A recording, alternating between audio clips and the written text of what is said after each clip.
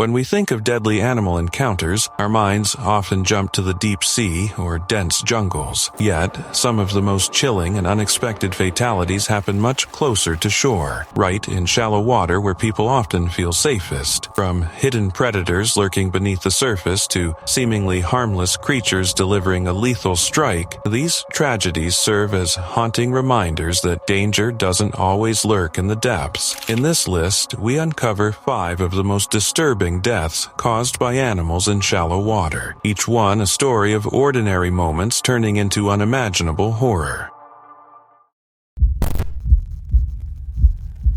On September 4th, 2006, the world lost one of its most vibrant and fearless wildlife warriors in the most shocking way imaginable. Steve Irwin, known across the globe as the crocodile hunter, wasn't deep in the jungle wrestling a crocodile or face-to-face with a venomous snake. He was in chest-deep water on the Great Barrier Reef, filming what should have been routine footage. It was meant to be filler shots for his daughter Bindi's show, something simple and safe. But that day, fate had other plans. As Steve swam near Bat Reef, he approached a stingray, a creature usually considered shy and non-aggressive. The ray was massive, with a wingspan of nearly 2 meters. For a moment, it glided peacefully through the shallow water, and Steve, as he had done countless times before, positioned himself behind it for the camera. But in a sudden twist, the calm scene turned deadly. Mistaking Steve's shadow for a predator, perhaps a tiger shark, the stingray struck without warning. Its tail lashed, the venomous barb plunging directly into Steve's chest. At first, Steve thought he had only suffered a punctured lung, but the truth was far worse. The barb had pierced his heart. In the water, surrounded by his crew, the man who had wrestled crocodiles and charmed millions with his infectious cry of "Crikey" was bleeding to death. Cameraman Justin Lyons and others frantically pulled him onto the boat, performing CPR as they sped toward Low Island in desperate hope. But by the time they reached medical staff, Steve was gone. At just 44 years old, the crocodile hunter had died in front of his team, in front of the cameras, in front of the very nature he loved so deeply. The footage of the incident has never been released. Some claim it was destroyed out of respect. Others say it remains locked away, too harrowing to ever be shown. All we know is that Steve's final moments exist on tape, an unbearably painful reminder of how quickly life can turn. News of his death shook the world. In Australia, flags flew at half-mast. Leaders, celebrities, and ordinary people alike poured out tributes, unable to comprehend that a man so full of life could be gone so suddenly. Fans gathered at Australia Zoo, leaving flowers, notes, and stuffed animals at the gates. Across the globe, millions mourned a man who had brought wildlife into their living rooms and made it thrilling, even joyful. His funeral was private, just as his family wished, but a public memorial at Australia Zoo was broadcast worldwide. Russell Crowe opened the ceremony, joined by messages from Hugh Jackman, Cameron Diaz, Justin Timberlake, Kevin Costner, and countless others who had admired him. More than 300 million people watched as his daughter Bindi gave a heartbreaking tribute, and his favorite song, True Blue, was sung one last time. In a final symbolic gesture, Steve's old truck was driven out of the Crocoseum as staff spelled his iconic catchphrase, "Crikey," in yellow flowers. In the days after, a disturbing trend emerged. Dead stingrays began washing up on Queensland beaches, their tails cut off, believed by some to be acts of revenge for Steve's death. But his friends and family were quick to speak out. This was the last thing Steve would have wanted. His daughter, Bindi herself, said she still loved stingrays and bore them no hatred. To her, and to all who truly knew him, Steve's legacy wasn't about vengeance. It was about love, conservation, and a passion for the natural world.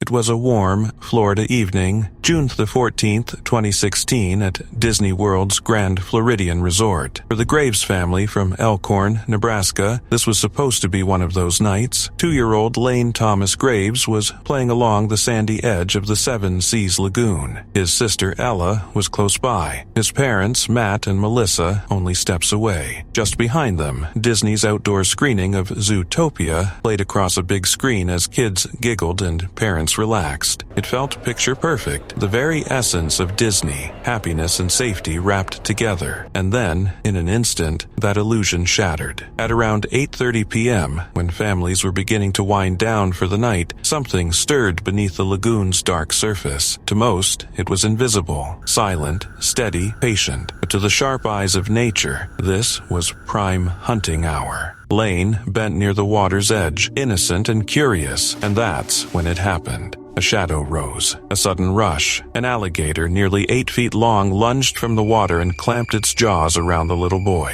The splash ripped through the night air. Lane's father, Matt, didn't hesitate. He hurled himself into the water, his hands clawing, pulling, biting with every ounce of desperation a parent could summon. He screamed. He kicked. He tried to wrench his son free from the predator's grip, but the animal was relentless. In mere seconds, the water swallowed them both, and then Lane was gone. Chaos erupted. Families screamed, staff rushed, and the lagoon that had seemed so peaceful only moments earlier was now a scene of horror. Search teams mobilized, divers, wildlife officers, Disney staff, all working through the long night, combing every inch of the water. Parents across the country stayed glued to their screens, whispering prayers for a boy they'd never met. But by morning, hope was fading, and then, 17 hours later, the truth surfaced. Lane's body was found just 6 feet underwater, only yards from where he had been taken. The autopsy confirmed what no parent should ever hear: Lane had drowned. His small body bore the marks of the attack, but it wasn't just nature's violence that haunted people. It was how ordinary the setting had been. A child playing by the water, parents just feet away, a resort known for fantasy and magic. The shock turned quickly to questions. Why weren't there warning signs about alligators?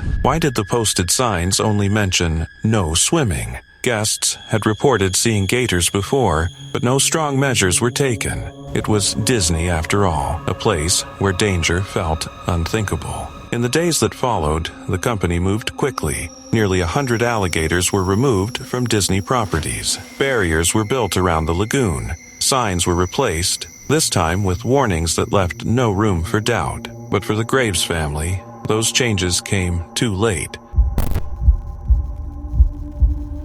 The Red Sea is known for its beauty, a paradise for divers, snorkelers, and vacationers who dream of crystal clear waters. But in December 2010, that paradise turned into a nightmare. What began as an ordinary holiday in the Egyptian resort town of Sharm el-Sheikh became the setting for one of the most shocking and unprecedented shark attack clusters ever recorded. It started on December 1st. The waters near Ras Nasrani were calm, dotted with swimmers enjoying the sun. And then, within minutes, chaos erupted. 4 people, 3 Russians and 1 Ukrainian, were mauled almost back to back. The violence was unimaginable. A woman screamed as a shark tore into her, ripping away her hand and part of her leg. Another tourist fought for her life, blood clouding the water as onlookers scrambled to pull her out. Witnesses recalled using nothing more than swimsuits to bind her wounds, rubber fins to beat the shark back.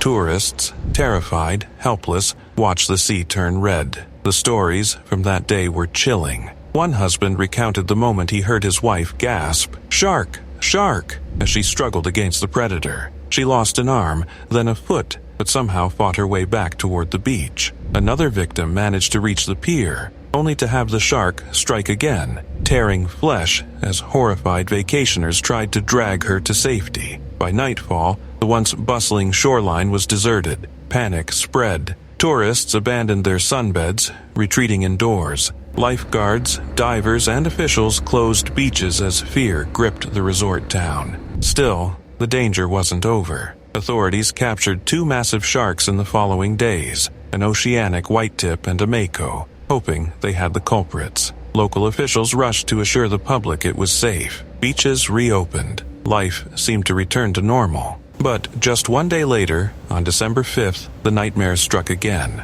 Renate Seifert, a 71-year-old German woman who had vacationed in Sharm el-Sheikh for over a decade, waded into the shallow waters of Nama Bay near the Hyatt Hotel. She had done it many times before, but this time she never came back. A mako shark attacked her in full view of horrified beachgoers. There was a scream, a violent thrashing, and then silence. Witnesses described blood spreading in the water as rescuers pulled her back to shore, but it was too late. Her arm had been severed. She died within minutes. The fear was suffocating. Tourists who had come for sun and luxury now huddled indoors, refusing to go near the sea. Businesses suffered. Bars emptied. Diving excursions vanished overnight. For a resort town that thrived on its reputation for beauty and safety, the attacks left scars deeper than the water itself. But the biggest question was why? Why had sharks, normally elusive, rarely aggressive in these waters, suddenly turned on humans in such a brutal sequence?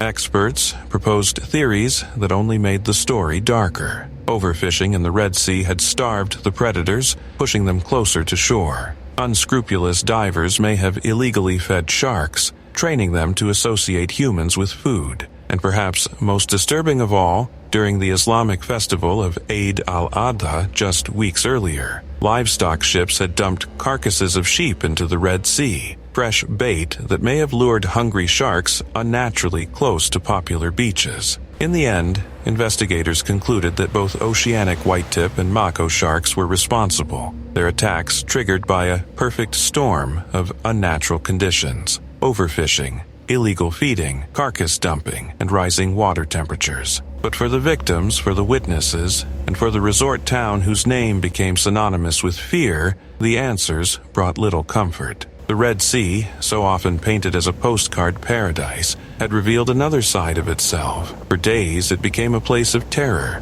And perhaps the most disturbing part of it all is how quickly beauty can turn into horror. How shallow waters, where families laugh and play, can, in an instant, become the stage for unspeakable violence.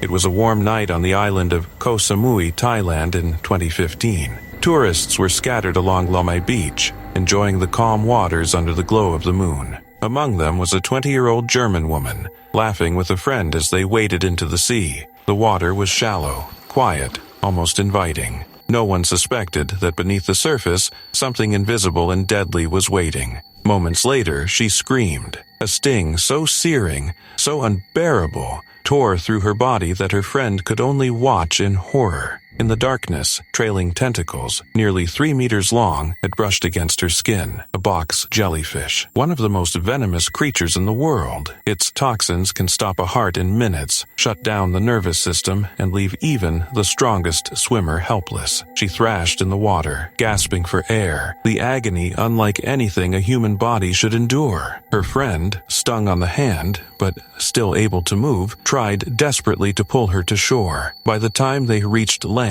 her body was already failing. The excruciating pain gave way to collapse, and despite doctors fighting to save her at a nearby hospital, she was pronounced dead. She wasn't the first. Just months earlier, a young Thai woman had suffered the same fate on a neighboring island. The year before, a 5-year-old French boy was killed in almost the same waters. 3 lives, gone in little more than a year, all claimed by a creature so elusive it can slip past unnoticed in waist-deep water. Authorities rushed to respond, torn between saving lives and protecting tourism. Some business owners feared that warning signs would scare visitors away, but experts were blunt. Box jellyfish were appearing more often, drawn in by changing seas, pollution, and the loss of turtles that once kept their numbers down. They weren't floating on the surface like other jellyfish. They were swimming just beneath it, nearly invisible, especially at night. For most of us, the ocean feels like freedom. We splash in the shallows. We swim under the stars. We believe the worst that can happen is a cramp or a current pulling us away. But that night on Koh Samui shattered the illusion. A young woman on vacation, a moment of joy, ended in silence. One brush of translucent tentacles, one sting, and the water that seemed so safe became her grave.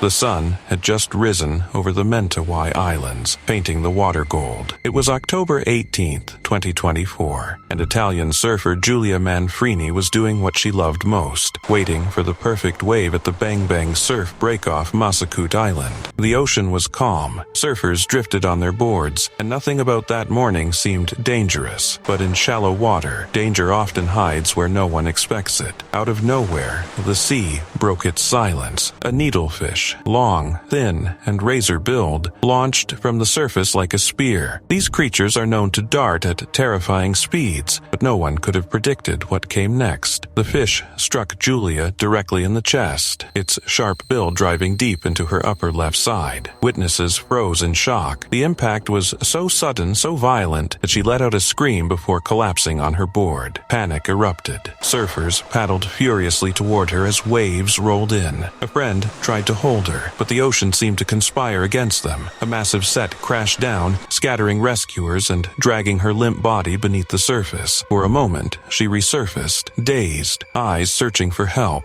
Then, as another swell approached, she fainted. By the time they pulled her to the beach, her breathing was shallow, her skin pale, foam clinging near her nose. Resort staff and fellow surfers worked desperately, performing first aid, shielding her from waves, trying everything to bring her back. They rushed her to a nearby health center, fighting the clock, fighting the impossible. But the wound was too deep, the damage too severe. Giulia was pronounced dead shortly after arrival. The surfing world reeled. Needlefish accidents are rare, almost unheard of. Yet, here was a young woman, 36 years old, a former professional snowboarder turned surfer, a co-founder of A-Wave Travel, gone in a heartbeat. Her partner and friends remembered her smile, her energy, her way of lighting up every room, every trip. She died doing what she loved, in a place that she loved. Her business partner, James Colston, said, though the words carried more heartbreak than comfort. For locals, the tragedy was a grim reminder that the ocean, for all its beauty, can be merciless. Needlefish don't hunt humans. They don't stalk or plot. But when they leap from the water at high speed, their bills can pierce flesh and bone like a blade. Survivors of such attacks often carry scars, if they survive at all. Giulia was not given that chance. Her death sent shockwaves across both surfing and travel communities. She wasn't just a surfer chasing waves. She was a traveler, a coach, an adventurer whose love for the ocean had carried her across the globe. Friends said she couldn't travel anywhere without people falling in love with her laugh, her spirit, her endless energy. And then, in the blink of an eye, a single strike ended everything. Not a shark, not a storm, but a fish. Something so small compared to the vast sea, yet powerful enough to pierce her heart. That is the cruel irony of shallow water tragedies. The danger doesn't always look like danger. Sometimes it looks like nothing at all.